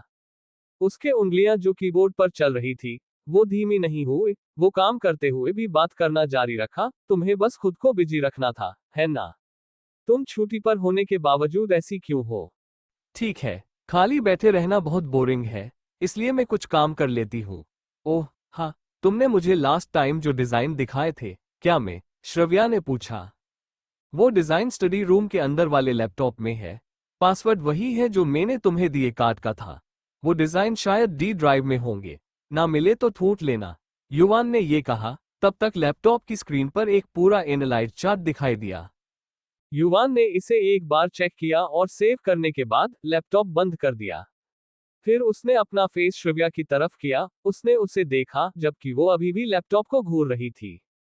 सनसाइन के एंटरटेनमेंट इंडस्ट्री में इंटर होने के बारे में मैंने वाइस प्रेसिडेंट वर्मा को इंचार्ज बनाया है। उन्हें उम्मीद है कि तुम उनकी शायद थोड़ी हेल्प कर सकती हो। इस बारे में तुम क्या सोचती हो? युवान ने धीरे से पूछा। श्रिव्या कुछ देर तक चुप रही, फिर उसने सिर हिलाया। हाँ बिल्कुल। क्या तुम्हारी वीक बॉडी इतने काम के प्रेशर को हैंडल कर पाएगी? युवान ने उसे थोड़े संदेह से देखा। श्रिव्या के खूबसूरत चेहरे पर एक खूबसूरत सी स्माइल आ गई। कोई बात नहीं, फिर मैं तुम्हें साउथ रिवर प्रोजेक्ट में मेरी थोड़ी हेल्प करने के लिए परेशान कर सकती हूँ। वो वैसे भी साउथ रिवर प्रोजेक्ट के बारे में जानता था। उसने जो डॉक्यूमेंट उसे दिए थे उन पर उसकी हैंडराइटिंग में कुछ पॉइंट लिखे हुए थे और वो उन डॉक्यूमेंट को स्टडी किए बिना ऐसा करना पॉसिबल नहीं था। तुम अपने सोर्सेज का यूज करने में सच में बहुत अच्छी हो। वैसे कबीर और तरुण इस फ्राइडे को आ रहे हैं। युवान ने अपनी शर्ट की आस्तीन को ठीक करते हुए कहा। कबीर और तरुण? श्रिव्या दंग रह गई और फिर उसने अपनी चमकती आंखों के साथ युवान की तरफ देखा। फिक्र मत करो, उन चालाक लोमड़िया ने मेरा बहुत फायदा उठाया है। इस फ्राइडे उनसे वो सब कुछ वापस लेने का एक बहुत अच्छा मौका है, इसलिए उनके साथ अच्छे से बिहेव मत करना। अगर वो लोग तुम्हें कुछ अच्छा गिफ्ट नहीं देते हैं तो वो लोग सब कुछ खो सकते हैं, लेकिन वो कभी भी अपनी रिस्पेक्ट नहीं खो सकते हैं, खासकर अपने बेस्ट फ्रेंड की वाइफ के सामने। युवान ने नॉर्मली अपनी बात कही और मुस्कुराने लगा। श्रिव्या ने अपनी आंखें बड़ी कर ली, फिर एक पल बाद खिलखिलाकर हंसने लगी। मिस्टर मेहरा, मुझे पता है कि आप बहुत सेल्फिश है। आप मुझसे ऐसा कुछ करने के लिए कैसे कह सकते हैं? मैं तो बस तुम्हें सिखा रहा हूं कि तुम कैसे ज्यादा फायदा उठा सकती हो। मैं गारंटी नहीं दे सकता कि वो लोग तुम्हारा फायदा नहीं उठाएंगे क्योंकि तुम इडियट हो। एक बार जब तुम उन लोगों से बात कर लोगी तो तुम्हें अपने आप समझ आ जाएगा। युवान ने मुस्कुराते हुए कहा। तो क्या हमें कुछ प्रिपरेशन करने की जरूरत है? फ्राइडे? हम्म, तब तो दिवाली की छुट्टियां शुरू हो गई होगी। तुम्हें कुछ करने की जरूरत नहीं है। मैं सुरेखा आंटी से सब कुछ तैयार करवा दूंगा। साथ ही गुरुवार को होने वाली कंपनी एनिवर्सरी के लिए तैयार रहना। युवान अपनी जगह से खड़ा हुआ और श्रव्या के पास आकर खड़ा हो गया। क्या तैयार करना है? क्या ये सिर्फ प्राइज पाने के बारे में नहीं है? श्रव्या ने युवान की तरफ देखा, फिर वो किचन की तरफ चली गई। डिनर तैयार हो गया है, चलो पहले खाना खा लेते हैं। थोड़ी देर के बाद टेबल पर वेज बिरयानी, रायता और सूप का एक क्रॉकपॉट रखा हुआ था। कपल एक दूसरे के सामने बैठ गए थे। 2 बाउल सूप पीने के बाद युवान ने श्रव्या की तरफ देखते हुए अपनी भौहें सिकोड़ी। उसने धीरे से पूछा, वाइफी, क्या तुम्हें नहीं लगता कि सूप का टेस्ट थोड़ा अजीब है? क्या सच में? श्रव्या ने भौहें सिकोई ली। उसने सूप का बाउल लिया और एक चमचा भर के मुंह में रखा, लेकिन उसे ये अजीब नहीं लगा, इसलिए उसने शक भरी नजरों से युवान की तरफ देखा। युवान ने जब श्रव्या की नजरे को देखा, और ट्राई करो। 2 बाउल और पीने के बाद मुझे फिर से बताओ। लो, ट्राई करो। युवान ने पूरा क्रॉकपॉट उसकी तरफ पास कर दिया। श्रव्या ने 2 बाउल सूप पिया और फिर भी उसे कुछ भी अजीब नहीं लगा। जैसे ही वो ये बात कहने वाली थी, उसने देखा कि उसके सामने बैठे युवान ने पहले ही अपना खाना खाना शुरू कर दिया था। रात के खाने के बाद युवान ने खाने के बर्तन साफ किए, जबकि श्रव्या ऊपर बेडरूम में शावर में लेने चली गई। उसने अपनी चोट पर कुछ दवा भी लगाई। क्या तुम्हारी इंजरी पर फिर से चोट लगी? जब श्रव्या लिविंग रूम के सोफे पर बैठे टीवी देख रही थी, तो उसने युवान की आवाज सुनी। श्रव्या ने पीछे मुड़कर देखा तो युवान गहरे नीले रंग का स्लीपिंग रोब पहने हुए था और वो सैश बांधते हुए बेडरूम से बाहर आ रहा था। श्रव्या स्लीपिंग रोब में से दिख रही उसकी चेहरा को देखकर दंग होकर उसे देखती रही, जिस वजह से वो सही से रिएक्ट नहीं कर पाए। युवान उसके सामने आकर रुक गया और उसके बाएं कंधे की तरफ ध्यान से देखने लगा। मैंने बाथरूम के डस्टबिन में फेंकी है पट्टी को देखा, युवान ने उसे एक्सप्लेन किया। ओह, मैं गलती से अपने हाथों को स्ट्रेच कर लिया था, लेकिन टांके नहीं खुले हैं। बस थोड़ी सी चुभन हो रही है। श्रव्या युवान की एक्सप्लेनेशन सुनकर होश में आ गए। उसे एम्ब्रेसमेंट फील हो रही थी, इसलिए वो नीचे देखते हुए सोफे पर एक साइड हो गई ताकि युवान बैठ सके। जैसे ही श्रव्या रिमोट लेने के लिए गई, युवान ने उनके करीब बैठते हुए उसकी तरफ मुड़ा, जिससे श्रव्या अचानक पीछे को हो गई। उसे लगा कि उसके पास की जगह अचानक कम हो गई है। अगली बार ध्यान रखना, मैं जसवंत अंकल को इसे देखने के लिए बुला लेता हूँ। युवान ने ठीक से बैठते हुए टेबल पर रखा अपना फोन उठा लिया। श्रव्या ने आगे बढ़कर जल्दी से उसका हाथ पकड़ लिया और इंसिस्ट करते हुए कहा, मैं बिल्कुल ठीक हूँ। और घाव में सच में कुछ नहीं हुआ। वैसे भी अभी बहुत लेट हो गया है।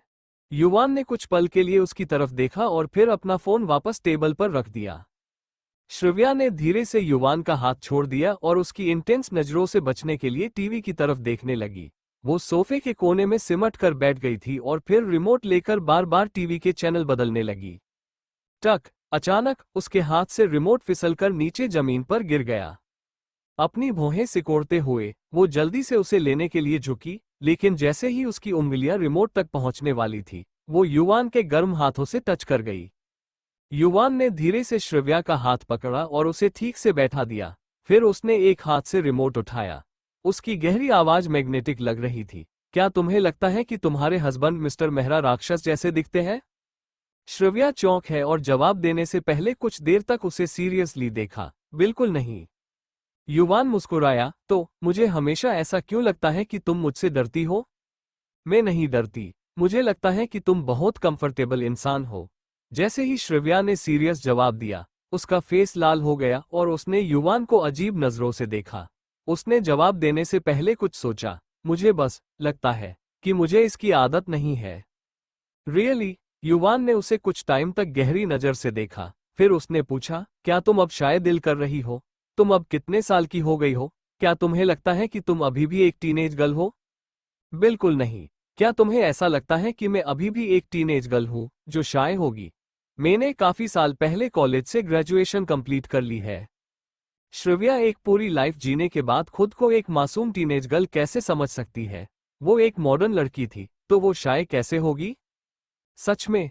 युवान ने एक टीजिंग स्माइल के साथ श्रव्या की तरफ देखा, जिसे देखकर श्रव्या ने अपनी भौहें सिकोड़ ली और फिर अपना सिर हिलाया। उसका छोटा सा चेहरा और भी ज्यादा आकर्षक लग रहा था, क्योंकि वो अभी डिम लाइट की रोशनी में बैठे थे। क्या तुम ट्राई करने की हिम्मत करोगी? उसकी गहरी और सेक्सी आवाज ने एक जबरदस्त आकर्षण उत्पन्न कर रही थी। श्रव्या, जो कि एक चैलेंजिंग लड़की थी, तो उसने युवान के ऐसा पूछने पर एक दृढ़ निश्चय के साथ युवान की तरफ देखा तो उसकी आंखें चमक उठी। आप कैसे ट्राई करना चाहेंगे, मिस्टर मेहरा? श्रव्या महसूस कर सकती थी कि उसका हाथ थामे जो युवान का हाथ था, उसकी पकड़ कस गई थी। जब वो उसकी तरफ बढ़ा तो उसकी मेनली स्मेल उसकी ऊपर पूरी तरह हावी हो गई थी। युवान ने अपनी बॉडी श्रव्या के ऊपर कर ली और उनके होंठ एक दूसरे के करीब आ गए थे। इससे पहले कि श्रव्या कुछ रिएक्शन दे पाती, उसने उसके ठंडे होठों पर अपने होठ रख दिए। श्रव्या इस अचानक की हुए किस से चौंक गई थी, जिससे वो कुछ रिएक्ट नहीं कर पाए। युवान पहले बहुत सॉफ्टली किस करना शुरू किया था, लेकिन धीरे धीरे वो पैशनेट होता जा रहा था। युवान का एक हाथ श्रव्या के माथे पर था और दूसरे हाथ उसकी कमर पर। दोनों एक दूसरे की खुशबू को अच्छे से महसूस कर पा रहे थे। श्रव्या का दिमाग अब पूरी तरह ब्लैंक हो चुका था। उसकी आंखें धीमे धीमे बंद हो गई। वो महसूस कर सकती थी कि उसकी पूरी बॉडी में हिट महसूस हो रही थी। जैसे ही श्रव्या अपने होश में आए, उसने युवान को दूर करने की कोशिश की, लेकिन युवान ने उसके हाथों को अपने हाथ से रोक दिया। जब युवान ने महसूस किया कि श्रव्या दूर करने की कोशिश कर रही है, तो उसने किस करना रोक दिया और थोड़ा सा दूर होकर उसकी तरफ देखा। दोनों की धड़कनें बढ़ी हुई थी और दोनों एक दूसरे की दिल की धड़कनें सुन पा रहे थे। श्रव्या ने एक गहरी सांस ली। उसने अपनी आंखें खोली और युवान की आंखों में देखा। वो कुछ कहना चाहती थी। उसने अपने होठों को हल्का सा फड़फड़ाया, लेकिन कुछ बोल नहीं पाए। तो उसने अपना ध्यान चुपचाप टीवी स्क्रीन की तरफ कर दिया। श्रव्या का खूबसूरत दूध सा चेहरा लाल हो चुका था और उसने अपने हाथों की मुठियां भींची हुए थी। युवान जो कब से श्रव्या की तरफ देख रहा था, वो उसके ऐसे बिहेव करने पर हंस पड़ा और अपने हाथ से फिर से उसके सिर को थपथपाया। वो अभी भी उसकी फ्रेश खुशबू को महसूस कर सकता था। ये एहसास उसकी इमेजिनेशन से कहीं बेहतर था। श्रव्या ने अपने सिर से युवान के हाथ को झटक दिया और उसकी तरफ अपनी आंखें छोटी करके देखने लगी। गुस्से में उसने कहा, तुम मुझे फिर से फंसाने की कोशिश कर रहे हो। तुम ये क्यों एक्सेप्ट नहीं कर लेती कि तुम इडियट हो? युवान अब वापस नॉर्मल हो गया था, लेकिन उसकी आंखों में जीत की चमक दिख रही थी। श्रव्या ने अपनी भौहें सिकोई और उसकी तरफ कोल्ड नजरों से देखा। वो मन ही मन उसे कोस रही थी। फिर उसने अपनी उंगलियों को चटकाते हुए उसकी होठों के कोने एक ठंडी मुस्कान में बदल गए। युवान मेहरा, तुमने अभी अभी क्या कहा? मैंने वो नहीं सुना, तुम जरा फिर से कहो। युवान हैरान होने की एक्टिंग करते हुए श्रव्या से थोड़ा दूर हो गया और उनकी तरफ आंखें छोटी करके देखा। क्या बात है, माय स्वीट वाइफी? क्या तुम सच में अब मेरे खिलाफ वायलेंस का यूज करने जा रही हो? तुम अपना क्रूर नेचर दिखा रही हो? अगली दोपहर सूरज आसमान में चमक रहा था। श्रव्या ने घर पर रहने और साउथ रिवर प्रोजेक्ट पर काम जारी रखने का प्लान बनाया था। उसे अचानक किसी का कॉल आया। उसने इस बारे में कुछ देर सोचने के बाद अपना काम बंद कर दिया और घर से बाहर निकल गई। ठंडी हवा और जमीन पर बिखरे पाते के बीच से श्रव्या ने अपनी कार स्टार्ट की और वो सिटी के बिजी बिजनेस एरिया की तरफ बढ़ गई। वहां एक लग्जरियस कैफे के सामने उसने अपनी कार रोक दी। श्रव्या ने काले रंग के जैकेट को पहना हुआ था। उसने अपने बालों को खिला छोड़ा हुआ था और अपने चेहरे पर एक बड़े सनग्लासेस पहने हुए थे। उसने कार का दरवाजा खोला और बाहर आ गई। कार को लॉक करने के बाद वो कैफे के अंदर चली गई। मिस, क्या आपके पास बुकिंग है? एक वेट्रेस श्रव्या के पास आई जब श्रव्या कैफे में दाखिल हुए। ये एक लग्जरियस कैफे था, जहां ज्यादातर हाई सोसाइटी के लोग आना ही अफोर्ड कर पाते थे, और यहां आने के लिए आपको एडवांस में बुकिंग करवानी पड़ती है। श्रव्या ने अपना सिर हिलाया और जवाब दिया, टेबल नंबर 15। वेट्रेस मुस्कुराई, आप जरूर मिस श्रव्या सिन्हा होगी, है ना? मिस सिन्हा आपका वेट कर रही थी। प्लीज मेरे पीछे आइए। श्रव्या ने कुछ कहा नहीं, बस वो वेट्रेस के पीछे चली गई। एक बड़े से लाउंज से गुजरने के बाद वो लोग जल्द ही एक शांत कोने में पहुंच गए। दी, तुम आ गई। जब श्रव्या वहां पहुंची तो श्रद्धा मुस्कुराते हुए खड़ी हो गई। उसकी आंखों को देखकर ऐसा लग रहा था जैसे वो श्रव्या को वहां देखकर बहुत खुश थी। वो जल्दी से श्रव्या के पास गई और उसकी बांह पकड़ने की कोशिश की, लेकिन श्रव्या के कोल्ड ओरे को देखते हुए वो रुक गई। श्रद्धा श्रव्या के इतने कोल्ड ओरे को देखकर एक पल के लिए स्तब्ध रह गई और अपने होठों को काटने हुए दर्द भरे एक्सप्रेशन के साथ वापस अपनी जगह बैठ गई।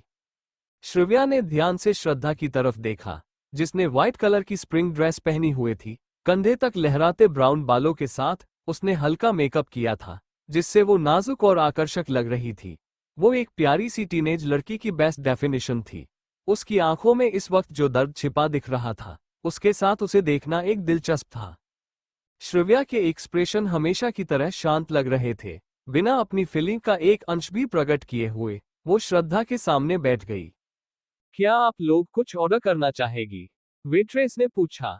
नहीं, मैं ठीक हूँ, श्रव्या ने वैसे ही बिना किसी एक्सप्रेशन के जवाब दिया, लेकिन उसकी नजरें विग दिखने वाले श्रद्धा पर टिकी हुए थी। वेट्रेस, वो वहां की सिचुएशन में अजीब सा तनाव महसूस हो रहा था, लेकिन उसने ज्यादा कुछ नहीं कहा और जल्दी से चली गई। दी, मुझे लगा कि तुम आओगी ही नहीं। मैं सच में बहुत एक्साइटेड हूं कि तुम आए। श्रद्धा श्रव्या को देखकर मुस्कुराई, उसकी मुस्कान एक एंजल की तरह मीठी और मासूम सी थी।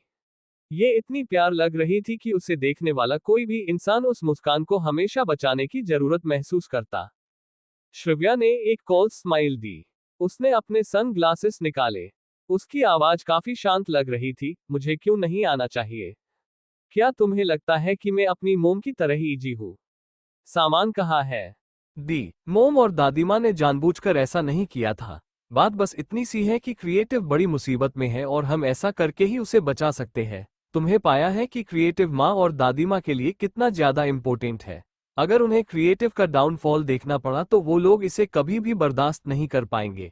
क्या तुम उनकी फीलिंग्स के बारे में सोचने की कोशिश नहीं कर सकती? श्रव्या ने टेबल पर रखा श्रव्या का हाथ पकड़ लिया। मुझे सच में कुछ भी हासिल करने के लिए तुमसे लड़ने का कोई भी इरादा नहीं है। हमारे मोम डेट के टॉपिक उनके हैं। क्या हमें इसे भुलाकर अपने फ्यूचर में एक दूसरे का सतह नहीं दे सकते हैं? फ्यूचर? तो मुझे बताओ कि मैं फ्यूचर में क्या हूँ। क्या मैं नंदा विज ग्रुप के बारिश की गर्लफ्रेंड बन जाऊंगी और खुद को सौदेबाजी की चीज की तरह समझूं? या मैं तुम्हें और धैर्य को अपने चेहरे पर एक बड़ी सी स्माइल सजाए ब्लेसिंग दूंगी और सिन्हा परिवार क्रिएटिव तुम्हारे लिए अपनी सारी चीजों को कुर्बान कर दूंगी, जैसा कि मेरी मोम ने पहले किया था?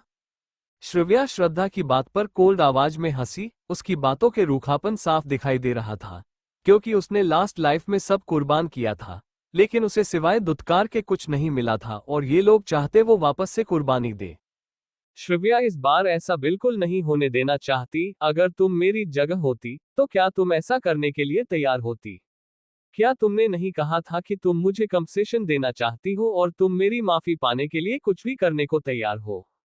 हाँ दी, अगर तुम पिछली सारी बातों को भूलने को तैयार हो तो मैं कुछ भी करूंगी, श्रद्धा ने दृढ़ निश्चय से भरी आवाज में कहा।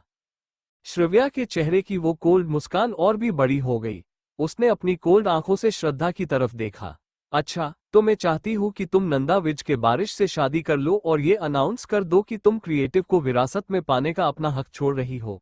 फिर मैं तुम्हें माफ आकर दूंगी। ये कैसा लगा? श्रव्या की बात सुनकर श्रद्धा दंग रह गई। उसने अपनी बड़ी बड़ी आंखों से श्रव्या को देखते हुए अपनी मुठ्ठियां भींच ली। उसकी आंखों से आंसू गिरने ही वाले थे। श्रव्या श्रद्धा का रिएक्शन देखकर हंसने लगी और उसका मजाक उड़ाते हुए, देखा, तुम जैसी दयालु और सॉफ्ट हार्टेड इंसान भी इस बात को एक्सेप्ट नहीं कर सकती, तो मेरे जैसी एविल इंसान इन शर्तों को कैसे एक्सेप्ट कर सकती है? श्रद्धा के चेहरे के हाव भाव पूरी तरह बदल गए। उसके चेहरे पर उदासी छा गई और उसने अपने होंठ काट लिए। तुम बस मुझसे बदला लेना चाहती हो, है ना? दी, धैर्य तुमसे प्यार नहीं करता। क्या तुम नहीं समझ सकती? अगर मैं उसे जाने भी दूं तो भी वो तुमसे कभी प्यार नहीं करेगा। तुम क्यों आगे नहीं बढ़ सकती? श्रव्या मुस्कुराई, तुम बिल्कुल गलत हो। मैं अब पूरी तरह से आगे बढ़ चुकी हूँ। क्या तुम लोगों ने मुझे एक एविल और जिद्दी इंसान के रूप में टैग नहीं किया था? मुझे लगता है कि मुझे उस लेबल के काबिल कुछ करना चाहिए। अगर मैं तुम लोगों को दुखी देख सकती हूँ तो मैं बेहतर महसूस करूंगी। दी, तुम ऐसी क्यों हो गई हो? श्रद्धा ने निराशा से श्रव्या की तरफ देखा और उसकी आंखों में आंसू भर आए। क्यों? श्रव्या ने धीरे से कहा। उसकी आंखें अचानक कोल्ड हो गई। वो खड़ी हो गई और उसके कान के पास धीरे से कहने के लिए उसके पास आई, श्रद्धा, अब यहाँ हम दोनों ही हैं। अब तुम्हें कोई दिखावा करने की जरूरत नहीं है। जब तुम 16 साल की थी तो मैंने तुम्हें अपनी अलमारी में कपड़ों को जलाने के लिए लाइटर के यूज करते हुए देखा था, जिसमें दादी तुम्हारे लाए महंगी ड्रेस थी, जो कि वो फ्रांस से लाई थी। मुझे याद है कि वो तुम्हारी फेवरेट ड्रेस थी और तुम्हें हमेशा लगता था कि इसे पहनना बहुत ही लग्जरियस है। फिर उस समर में कई सारी चीजें हुए, जिसमें से एक मुझे आर्मी स्कूल से निकाल दिया जाना भी शामिल है। क्या तुम्हें वो याद है? क्या तुम चाहती हो कि मैं तुम्हें एक एक करके बताऊं और पता लगाऊं कि मुझे कितना याद है? श्रद्धा का चेहरा पीला पड़ गया और उसकी आंखें शंका से भर गई। दी, मुझे नहीं पता तुम किस बारे में बात कर रही हो। उसकी आवाज में कंपन महसूस को जा सकती थी। सच में तुम में कुछ ऐसा है जिससे मैं वाकई इम्प्रेस होती हूँ। श्रव्या ने एक पल रुक उसे तीखी नजरों से देखा, फिर आगे कहा, तुम बाय बॉर्न एक्ट्रेस हो। तुम्हें बेस्ट एक्ट्रेस का ऑस्कर अवार्ड अभी तक नहीं मिलना अनफेयर है तुम्हारे साथ। श्रद्धा का चेहरा और भी ज्यादा पीला पड़ गया और उसने अपने होठों को चबाना शुरू कर दिया। उसकी आंखों से आंसू बहने के लिए तैयार थे। उसके मासूम चेहरे की तुलना में श्रव्या का कोल्ड एक्सप्रेशन वाला चेहरा ऐसा लग रहा था कि जैसे कोई एंजल किसी विच का सामना कर रही हो। श्रव्या को श्रद्धा के इस रूप की आदत थी। वो वापस बैठ गई और वैसे ही बिना एक्सप्रेशन के उसे देखने लगी। श्रद्धा के शोल्डर हिल रहे थे। वो अपने आंसुओं को रोकने की पूरी कोशिश कर रही थी। उसको भी लग रहा था कि श्रव्या एक एविल इंसान में बदल गई है। श्रद्धा ने अपनी आंखें झपकाई और अपने आंसू रोक लिए। श्रव्या की तरफ देखते हुए उसने अपनी सॉफ्ट आवाज में कहा, मुझे इस बात की कोई फिक्र नहीं कि तुम मेरे बारे में क्या सोचती हो। इससे कोई फर्क नहीं पड़ता कि तुमने मेरे बारे में क्या गलत समझा है। मुझे बस यही उम्मीद है कि हम पहले की तरह वापस एक साथ हो सके। क्या हम ऐसा कर सकते हैं, प्लीज? श्रव्या की दिलचस्पी श्रद्धा की नौटंकी देखने में खत्म होने लगी थी। उसने अपना चेहरा घुमाया और विंडो के बाहर देखने लगी। अब वो श्रद्धा की तरफ देखना भी नहीं चाहती थी। इम्पॉसिबल, मुझे मेरा सामान वापस दो, मेरे पास टाइम कम है। मैं तुमसे पहले ही रिक्वेस्ट कर रही हूँ। क्या तुम सच में चाहती हो कि मैं तुम्हारे सामने घुटने टेक कर माफी मांगूं? क्या तुम्हें दादाजी की हालत के बारे में पता है? वो अभी भी हमें तुमसे मिलने आने से मना करते हैं। वो तुमसे सबसे ज्यादा प्यार करते हैं। क्या तुम अब भी पापा की बातों को इग्नोर कर रही हो? श्रद्धा ने खुद को मजबूत करते हुए कहा। तुम्हें पता है, डैड मुझे मिलने आए थे। श्रव्या ने अपनी आंखें छोटी करते हुए श्रद्धा की तरफ देखा। श्रद्धा ने फिर से अपने होठ काटे और कुछ देर तक सोचने के बाद फिर उसने जवाब दिया, उस दिन मैंने देखा कि पापा वापस आने के बाद अच्छे मूड में नहीं थे। मैंने उनके सेक्रेटरी के साथ उनकी बात सुन ली थी और मुझे पता चला कि वो तुमसे मिलने गए थे, इसलिए। फिर श्रद्धा ने अपना बैग लिया और उसमें से एक फोल्डर निकाला। वो थोड़ी देर के लिए झिझकी और श्रव्या की तरफ देखा। उसकी आंखों में एक गिल्ट और बेचैनी भरी हुई थी। दादी ने मुझे तुम्हें ये देने के लिए कहा था। उन्हें उम्मीद है कि तुम उन्हें समझोगी कि उन्होंने ऐसा क्यों किया था। ऐसा नहीं है कि वो तुमसे प्यार नहीं करती, लेकिन तुम हमेशा ऐसे ही हो। श्रव्या ने श्रद्धा को घूरते हुए फोल्डर तुरंत नहीं लिया। इसके बजाय उसने कोल्ड आवाज में पूछा, वो मुझे ये खुद क्यों नहीं देने नहीं आए?